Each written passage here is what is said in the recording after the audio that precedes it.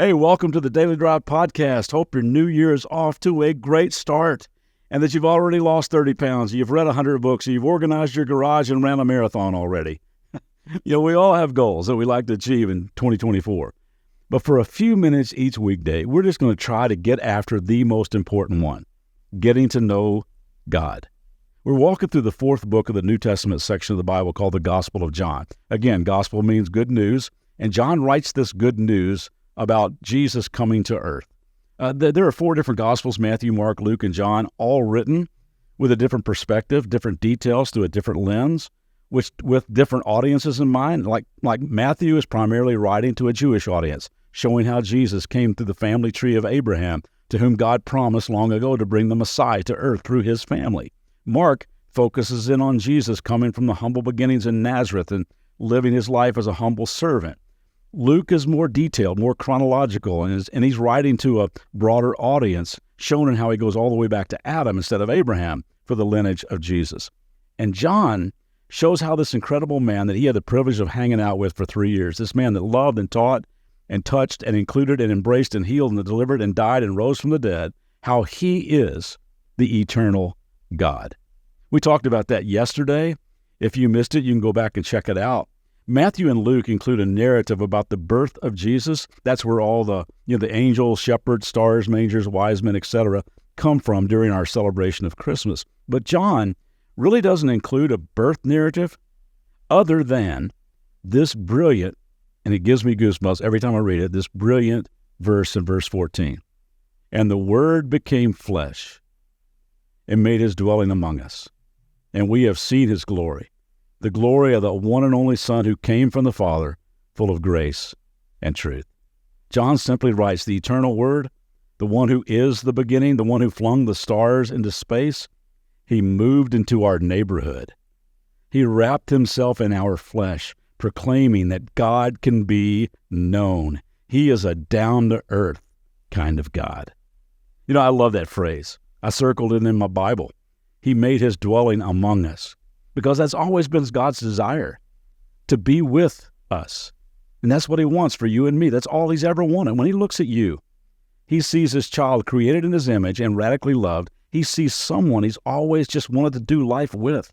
If you go back to the beginning of the Bible, the first book of the Bible, the book of Genesis, talks about how God created man and woman and walked with them. That was his desire from the very beginning, to walk with us. In fact, it says this in Ephesians chapter 1, verse 4, long before he even laid down earth's foundations, he had us in mind, had settled on us as the focus of his love. We were created in his image so that we might live in a relationship with him as the focus of his love. There's a time in the Old Testament of the Bible where God asked his people to build him a tent, a tabernacle, and to pitch that tent not only outskirts of their camp, but right in the middle, so that they would know that he was right there with them. And God's original intent for us to live with him is also on display in the closing chapters of the Bible in the book of Revelation. The same guy, John, writes this. He says, and I heard a loud voice from the throne saying, look, God's dwelling place is now among the people, and he will dwell with them. They will be his people, and God himself will be with them and be their God. So from Genesis to Revelation, from start to finish, God's desire has been to be with us. So God came down, moved into our neighborhood, and they called him Jesus. Emmanuel, God with us. And if you think, like I used to think, that God wouldn't want to be with a guy like me, God wouldn't want to be with a girl like me, you're so wrong. I'm sorry to be so blunt, but you know what? You're dead wrong. I was dead wrong. He came down to be with us, to walk with us, work with us, cry with us, laugh with us, forgive us, do life with us. He's a down-to-earth kind of God. And I love how John describes him. You can describe people in different ways. Like you say, she is just so full of joy, or he is so full of wisdom, or she is so full of energy, or he is so full of, But I love the words that John, through the direction of the Holy Spirit in his life, chooses to describe this God who came down. He writes, and we have seen his glory, the glory of the one and only Son, who came from the Father full of grace and truth. Here's John writing, I'm an eyewitness to his glory. There's nobody like him. he was just so full of, grace and truth. To walk with a balance of grace and truth is such an attractive thing. And you have to have both. In fact, the two are inseparable.